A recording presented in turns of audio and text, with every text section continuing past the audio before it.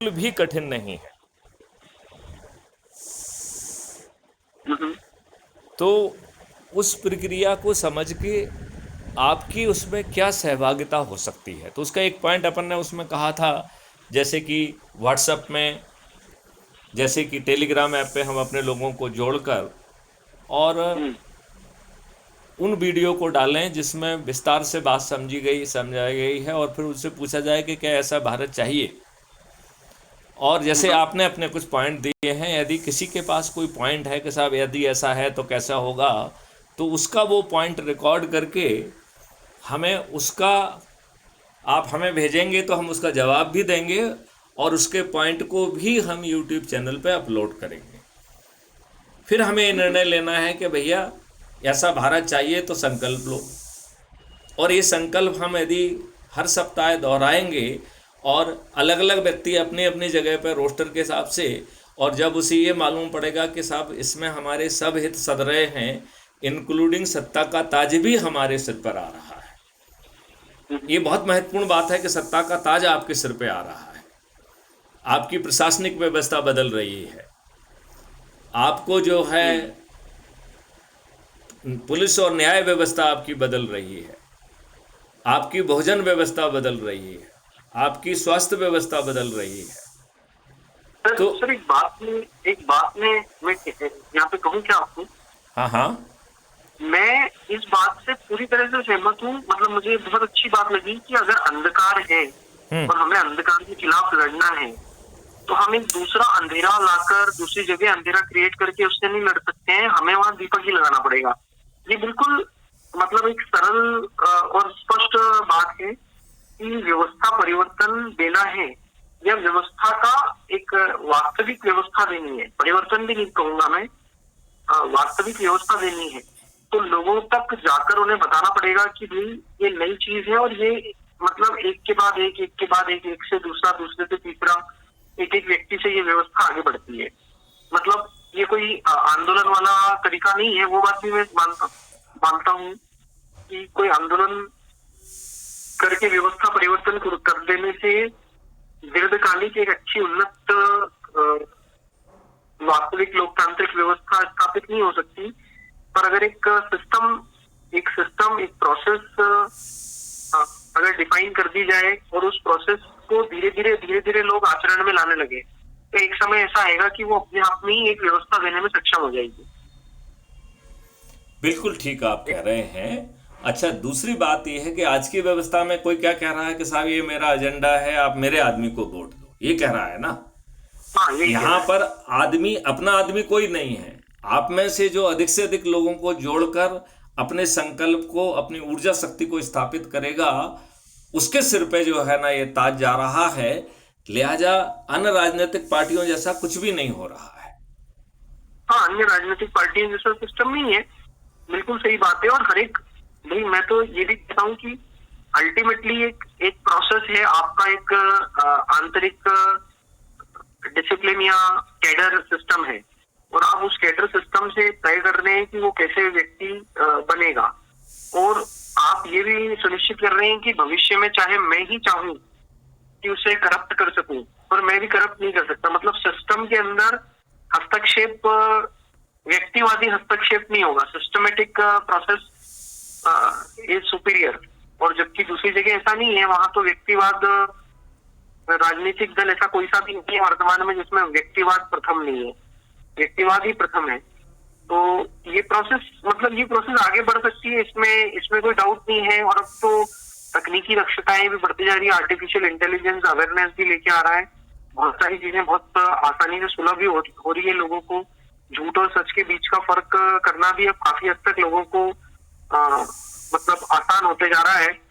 तो भविष्य एक सिस्टमेटिक पॉलिटिकल अप्रोच, सिस्टमेटिक जो है डिमांड रिड्रेसल अप्रोच को ही मान्य करेगा। बहुत लंबे समय तक व्यक्तिवादी व्यवस्थाएं अब मतलब चल नहीं सकती, इसमें कोई संदेह नहीं है। तो अगर आज भी इस चीज की आपने एक शुरुआत की है, काफी समय हो गया आपको, मेरे ख्याल से 2-3-4 साल से आप इसमें एफर्ट्स देके और उसको एक स्तर तक लेके आए हैं, तो तौर पर अगर इस तरह से सतत जन जागरण होता रहेगा तो व्यवस्थाएं आगे बढ़ेगी। पर है ना, कुछ आज आपने न्यूज में सुना होगा, नेपाल के अंदर आपने देखा, नेपाल के अंदर एक जैन वाई प्रोटेस्ट हुआ और जैन जी प्रोटेस्ट हुआ और वहां पे लगभग सत्ता घुटनों पे आ चुकी है। मतलब इस तरह के, तो क्या हम ये कह सकते हैं कि एक सिस्टमेटिक सिस्टम प्रोसेस बनने के बाद इस तरह के कोई भी प्रोटेस्ट, मतलब जरूरी नहीं है कि हर प्रोटेस्ट प्रो नेशनलिज्म वाले प्रोटेस्ट ही हों, एंटी नेशनल फोर्सेस आल्सो में ऑर्गेनाइज प्रोटेस्ट। तो नहीं, लेकिन आप ये बताइए, ये प्रोटेस्ट तो अवैधानिक कर दिए जाएंगे ना जब आपको सिस्टमेटिक अपना मत रखने का, उसे सिद्ध करने का हर छोटे से चीज में आपको मौका मिल रहा है, तो प्रोटेस्ट किस बात की? नहीं, फिर यहाँ पे ये है कि नहीं, जैसे एज्यूम करिए कि जब 5 चरणों में रिफाइनमेंट होगा, चाहे आइडिया किसी का भी हो, तो हर तबके को अपनी बात कहने की मौका मिल रहा है। जिन्होंने अपनी जिंदगी लगा दी उन्हें भी बात कहने का मौका मिल रहा है, एक्सपर्ट को अपनी बात कहने का मौका मिल रहा है, बदले हुए ब्यूरोक्रेट्स को अपनी बात कहने का मौका मिल रहा है, आम जनता को अपनी शंकाएं, कुशंकाएं, चिंताएं व्यक्त करने का मौका मिल रहा है और उसे मॉडल में समाहित किया जा रहा है। और इसके बाद जो है, जो सो कॉल जनप्रतिनिधि राइट, पंच सरपंच से लेके प्रधानमंत्री को भी अपनी बात व्यक्तिगत कैपेसिटी में कहने का मौका मिल रहा है। तो इन मंच का जो ये आज के सिस्टम में ये अवेलेबल नहीं है ना। नहीं, मैं 100% इस बात मैं ये कह रहा हूं कि फिर जो है इस तरीके का जो है आंदोलन करना अवैधानिक होगा। लोगों को जेल में अकेला नहीं जाएगा, उनकी संपत्ति जब्त होगी, उन्हें 45 दिन में जो है न्याय को देते हुए वो जेल में सड़ेंगे ऐसे लोग। तो ऐसी प्रवृत्ति पैदा ही नहीं होगी। अभी ऐसी प्रवृत्ति का इशारा करके ही आप जो है ना सत्ता में पहुंच रहे हैं। जो सत्ता में पहुंचे हैं उन्होंने भी तो बगावत करके इसी तरीके के कुछ ना कुछ घपोसले करके और लोगों को उकसा के अपने उल्टा सीधा किए हैं। जिन्होंने संपत्तियों के साथ तोड़फोड़ की है, जिन्होंने आगजनी की है, जो रातों रात जो है ना नेता बन गए हैं, वो इस घटिया प्रोसेस के निर्माण से आए हैं। तो दूसरे को लग रहा है कि यही प्रोसेस उनके लिए भी काम करेगी। अब बदली हुई व्यवस्था में ना तो वो व्यक्ति इस प्रोसेस से आया है, वो भी बिना पैसे खर्च किए हुआ आया है, वो अपने कमिटमेंट के आधार पर आया है और हर किसी को अपनी बात कहने का मौका मिल रहा है और अपना अच्छी बात कह के उसे समाहित करने का मौका मिल रहा है। लिहाजा फिर जो है यदि कोई व्यक्ति तोड़फोड़ करता है, बदमाशी करता है, मक्कारी करता है, तो बहुत सख्त व्यवस्था जो ऑलरेडी है क्राइम फ्री भारत मिशन की, जिसमें आपको बिना थाने जाए FIR दर्ज हो जाएगी और 45 दिन में उस व्यक्ति को जेल में सड़ने का जो है ना वो मिल जाएगा मौका। तो मुझे नहीं लगता है कि कोई भी नेगेटिव प्रवृत्ति जो है ना जमीन पे मुखरित हो पाएगी। तो मुझे जो है गौरव ये लगता है कि हमें अभी चर्चा ज़्यादा ये करना चाहिए कि हमें क्या करना चाहिए। आपका प्रश्न ज़्यादा इस बात पे फोकस होना चाहिए, क्योंकि शंकाएं कुशंकाओं पे चर्चा करने का मौका तो हमें 5 चरणों में मिलने वाला ही है। नहीं, मैं शंकाओं कुशंकाओं की बात नहीं कर रहा हूँ। मैं सिर्फ ये कह रहा हूँ कि क्राइम फ्री मिशन जो है वो अगर पॉइंट नंबर 1 अगर इस बात को, मतलब मैं जानता हूँ कि एक ओवर अ पीरियड एक सिस्टम स्थापित होता है और एक एजाइल पद्धति से एक सिस्टम अपने आप में जब प्रोसेस बन जाता है तो वो ज्यादा अच्छे से काम करेगी क्योंकि वो एजाइल है। तो यहाँ पर मेरा विचार ये कहता है कि क्राइम फ्री मिशन अगर वर्तमान व्यवस्था में मैं चुनौती देना या परिवर्तन करना इस तरह के कठोर शब्दों का उपयोग नहीं करते हुए सिर्फ ये कहूंगा कि क्या चुनाव आयोग जो है, चाहे वह बिका हुआ हो या कुछ भी हो, एक संस्थान है। आप एक मिनट, मैं जो है ना गौरव इसमें आपको रोकूंगा। मैं ये कह रहा हूं जो ये तुम करना चाहते हो इसे साथ में करते रहो, ये कोई रोक थोड़ी रहा है आपका। हम तो ये कह रहे हैं कि अच्छे भारत के संकल्प के साथ वो ऊर्जा पैदा कर लो कि ये राजनेता घर बैठ जाएंगे। ये राजनेताओं को भी क्राइम फ्री भारत में मिशन में जुड़कर और अपने आपको मेरिट लिस्ट में स्थापित करने के अलावा कोई विकल्प ही नहीं रह जाएगा। नहीं, मैंने एक चीज नोट की है, सत्ता भय से चलती है, मतलब ये मैंने देखा है। ये सत्ता का भय रहेगा ना कि आप गलत करोगे, बटन दबाने में एफआईआर दर्ज हो जाएगी। 15 दिन में डिजिटल चित्रगुप्त के माध्यम से वो अकाट साक्ष्यों का संग्रहण संभव होगा जो पुलिस सोच ही नहीं पा रही है। बिना आपको जो है ना कोर्ट कचहरी के चक्कर लगाए अधिकतम 30 दिन में न्याय मिल जाएगा। जज भी अन्याय नहीं कर पाएगा। वो भी बात मैंने आपको समझाई थी कि 3 उसमें जो है परिवर्तन किए जाएंगे। पहला परिवर्तन होगा कि content of the court act जो है ना रिपील कर दिया जाएगा। दूसरा परिवर्तन होगा कि एक की जगह 2 अपील होंगी। एक अपील अगेंस्ट द जजमेंट है, दूसरा अपील अगेंस्ट जज होगी। यदि आप जो है साक्ष्यों के साथ ये बात कहते हैं कि इस जज ने आपके साथ अन्याय किया है और साक्ष्य जो ऑलरेडी रिकॉर्ड पे थे उन्हें नज़रअंदाज किया है, तो वो जज महोदय को कटघरे में आकर अपना जजमेंट डिफेंड करना होगा। और यदि वो जजमेंट डिफेंड नहीं कर पाए, एक मिनट, यदि वो सुन लीजिए, यदि वो जजमेंट डिफेंड नहीं कर पाएंगे तो वो डी पैनल हो जाएंगे, मतलब वो जज ही नहीं रहेंगे, उन्हें हर्जाना भी देना पड़ेगा। नहीं, आप एक सिस्टम के अंदर एक प्रोसेस को इम्प्लीमेंट करने की बात कर रहे हैं, बट कोई भी प्रोसेस के इम्प्लीमेंटेशन के पहले की स्टेप जो है वो प्रोसेस इम्प्लीमेंटेशन एक्सेप्टेंस तक पहुंचे। आपको जो है ये राजनेता कोई एक्सेप्टेंस को नहीं देने वाले हैं। जो राजनेता 60 गांठ से बने हुए हैं इनके माध्यम से कोई परिवर्तन नहीं आएगा।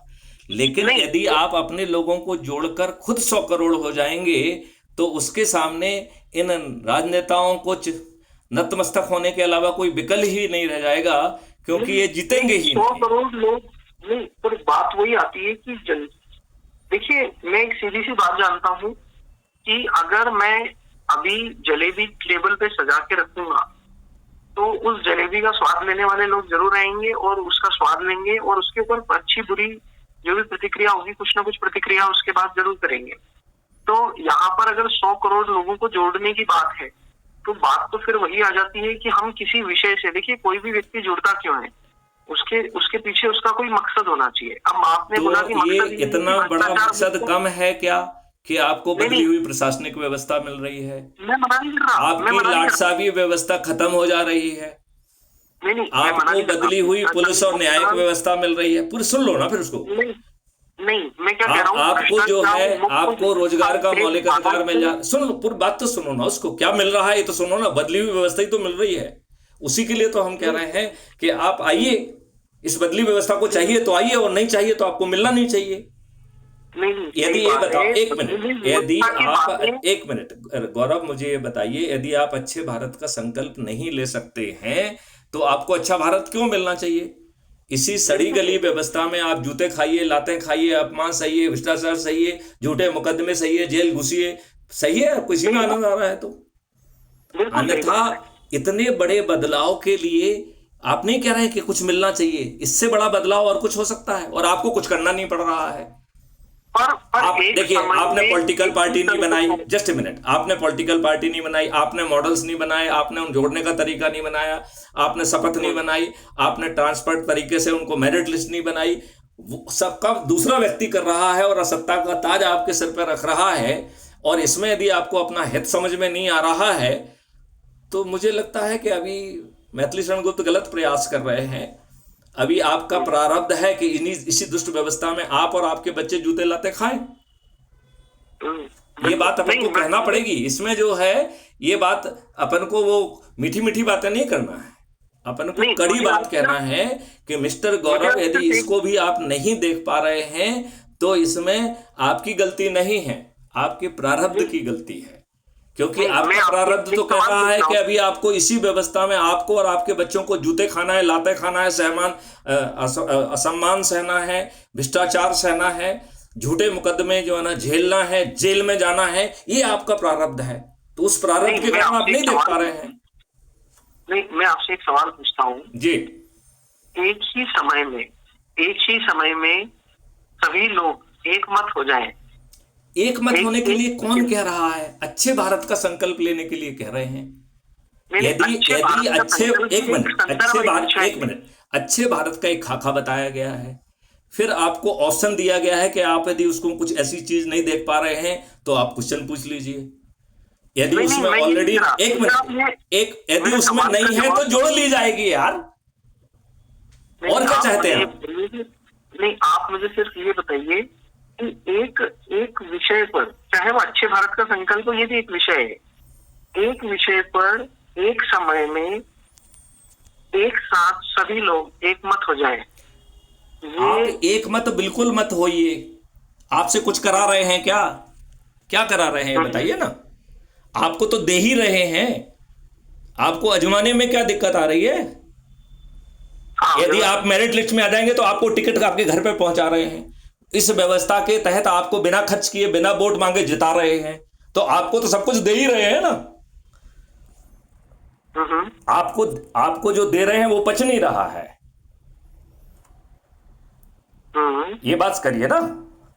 आप किसी को कुछ नहीं दे रहे हैं। आपने इस बताइए, ये पूरा मॉडल बनाया है राजनीतिक पार्टी का गठन करके, सोच, चिंतन, मॉडल, तरीका, दस्तावेज और उसकी रिफाइनमेंट की प्रक्रिया सब किसने बनाई?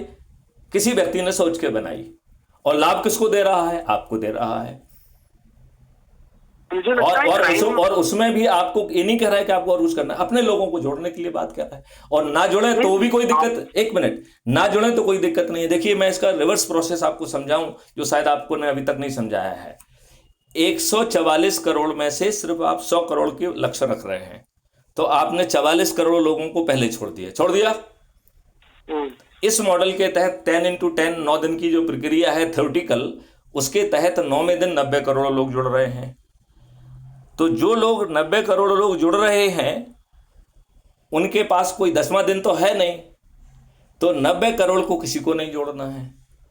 इसका मतलब है 90 करोड़ धन 44 करोड़, 144 करोड़ में से 134 करोड़ को एक व्यक्ति को भी नहीं जोड़ना है, और उसे बदला हुआ भारत मिल रहा है। सर मुझे एक बात समझ में आती है, बस बहुत मतलब सरल शब्दों में कहूँ कि जब भूख सारे देश को लगी हुई है और सबको अच्छा अन्न खाना है, और सबको अच्छा अन्न खाना है, तो उन्हें एक ऐसी व्यवस्था से जुड़ना होगा जहां पर अच्छे अन्न का उत्पादन करने की एक प्रोसेस है। अगर अच्छे अन्न के उत्पादन की प्रोसेस से नहीं जुड़ेंगे तो अच्छा अन्न खाने का अवसर नहीं मिलेगा। तो ले देखे वही व्यवस्था आप कह रहे हो। ये बात मैथिली शरणगुप्त नहीं कहना चाहते हैं। हम चाहते हैं ये बात गौरव अपने लोगों से करे। अब गौरव ने अपने लोगों से कही, गौरव की बात अपने लोगों को ही समझ में नहीं आई, राइट? कोई दिक्कत नहीं है। मतलब गौरव ने अपने पत्नी से कहा, पत्नी ने मजाक बना दिया। गौरव ने अपने बच्चों को कहा, बच्चों ने भी पापा का मजाक बना दिया, राइट? यही व्यक्ति जब किसी दूसरे के माध्यम से सुनेंगे, फिर तीसरे के माध्यम से सुनेंगे, फिर चौथे के माध्यम से सुनेंगे, हो सकता है 101वें के बाद जो है ना उनको समझ में आया कि अरे ये तो बहुत बड़ी बात थी यार।